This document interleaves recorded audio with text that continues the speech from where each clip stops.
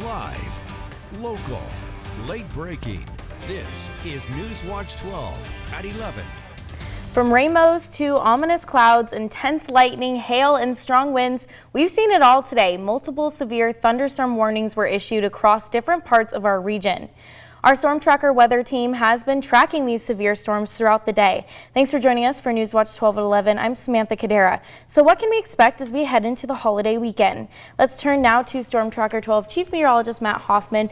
Are we in the clear for these storms, or can we expect some more? Well, at least the severe threat is over here for tonight. Let's take a look at the radar imagery. Not only some strong wind gusts, but also several reports in Hornbrook, Montague, also Immigrant Lake of at least quarter-size hail, with some of those severe storms earlier this evening and late in the afternoon. We had a little bit of a lull, but now starting to see those thunderstorms firing back up again into Klamath County. I mentioned that we would likely see some more storms firing up tonight, and that is the case right now. Central and northern portions of Klamath County, one cell just to the east of Chemult.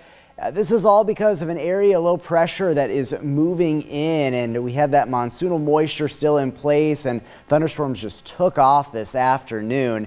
But with this energy still around and another little system moving in, we'll likely see some more thunderstorms impacting parts of the region overnight into early tomorrow morning, mainly along and east of the Cascades, where we have a red flag warning in place through 8 a.m. tomorrow morning. We'll be concerned about new fire starts because of abundant lightning. In the meantime, temperatures this hour: 65 degrees in Medford, it's 60 in Klamath Falls, 63 in Mount Shasta, and 53 degrees along the coast in Brookings. For tonight, some lingering thunderstorm chances. Best chances are going to be along and east of the Cascades. And then as we head through the day tomorrow on your Independence Day, cooler high temperatures actually running below normal for this time of the year.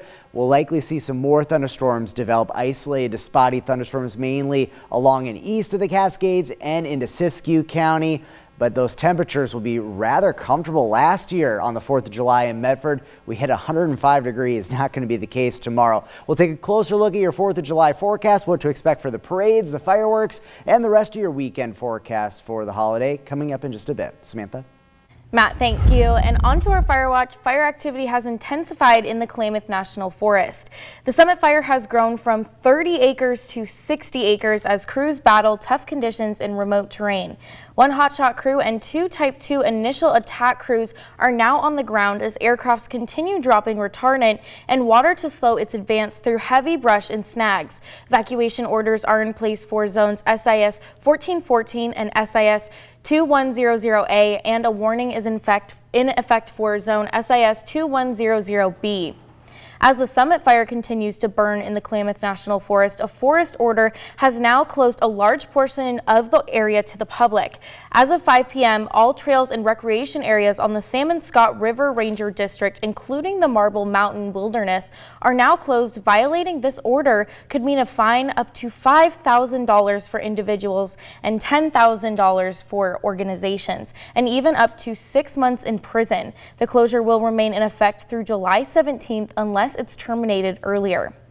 And we have new information on the Jacket Fire that broke out this afternoon south of the Summit Fire. It is burning on Yellow Jacket Ridge and mapped at just over 17 acres. 2 dozers, crews, engines, and CAL FIRE aircraft are actively attacking this fire. Retardant drops have helped slow the growth, and evacuations are in effect, and you can find those on our website.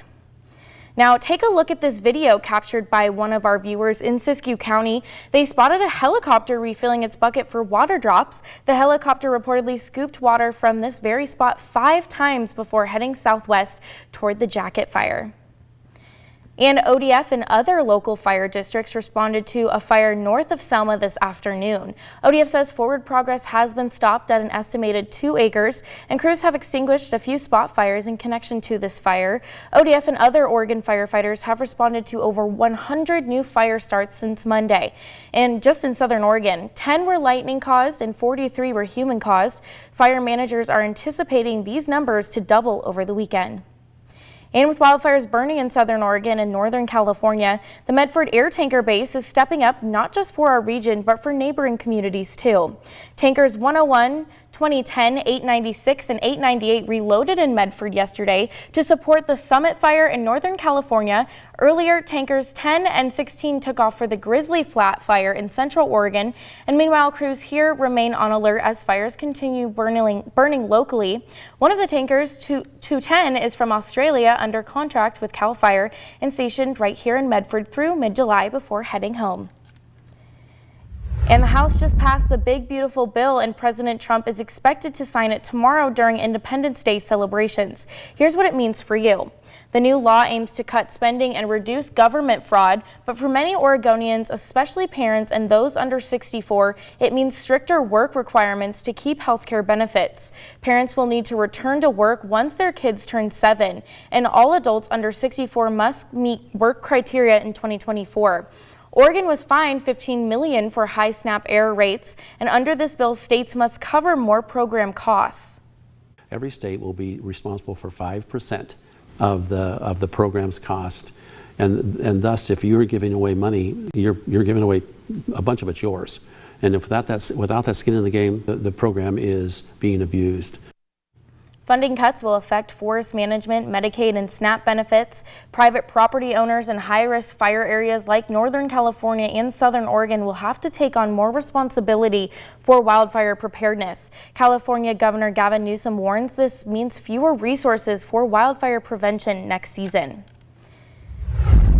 A massive expansion is coming to the West Howard Memorial Sports Park in Medford. Damian Alvarado takes us to the site where construction is expected to ramp up earlier this year. Behind me right now, this stretch of land near Rogue X may not look like much, but by this time next year, it may be one of Medford's most popular family destinations. West Howard Memorial Park has some big plans coming. The 50-acre site is set to transform. City officials, nonprofits, and private donors are teaming up to create a wide range of family-friendly features, all in line with the Wesley Howard's final wishes. A brand new neighborhood park with a shaded playground, picnic areas, basketball courts, and a walking path meant to serve more than 2,000 residents within a half-mile radius. To meet soaring demand, 19 lighted courts will make up the largest public pickleball facility in the region. The Lithian Driveway pickleball courts are expected to host both national tournaments and local drop-in games. Sand volleyball is also getting a major boost. It's just steps away from new youth baseball and softball fields on the west side of the park. Already under construction is a permanent replica of the Vietnam Veterans Memorial Wall, made possible through years of fundraising by Southern Oregon Veterans Benefit. Rich Rosenthal says the city of Medford is excited to partner with the Howard Memorial Sports Park Board of Directors and other community organizations. I think he'd be pleased about what is happening. Construction on many of these amenities is set to begin this fall, with completion expected in 2026. From pickleball courts to a powerful tribute to veterans, the vision for this park is playful and profound. Reporting in Medford, I'm Damian Alvarado. Water and boating often go hand in hand with 4th of July celebrations. Law enforcement agencies across Oregon are stepping up patrols as part of Operation Dry Water to prevent boating under the influence. Intoxicants can seriously impair your ability to operate a boat, and those effects are often stronger in the water. Boaters caught under the influence could face jail time, fines over $6,000, and the loss of boating privileges. We've had multiple reminders from the community and local organizations to keep your pets safe this holiday weekend. Fireworks and loud noises can cause serious anxiety for animals. Jackson County Animal Shelter recommends creating a comfortable indoor environment for your pets with a radio or TV on to help mask the sound of fireworks. Pet owners are also encouraged to make sure their pet's ID tags and license are up to date. That information can be important if your pet gets lost, making it easier for animal control to reunite you quickly. Anxiety is very different for animals than it is for people. Dogs and cats don't necessarily think like that, and it's sometimes, more often than not, it's better to just leave them at home in a secure space. Lost and found animal reports should be sent to Jackson County Animal Service. A full list of tips can be found on our website, kdrv.com. And if you haven't figured out what you're going to do to celebrate tomorrow night, the Medford Rogues are putting on a 17-minute fireworks extravaganza during their game against the Fresno Athletics, a safe and easy way to celebrate. The footage we're taking a look at right now is from one of their Friday fireworks shows. And tomorrow is your last day to wake up and win. You have the chance to win 4 tickets to the Jackson County Fair. All you have to do is watch Newswatch 12 this morning between 6:45 and 7 a.m. Spot the last daily code word and enter it in on our website. One more winner will be selected tomorrow morning, so make sure to set those alarms.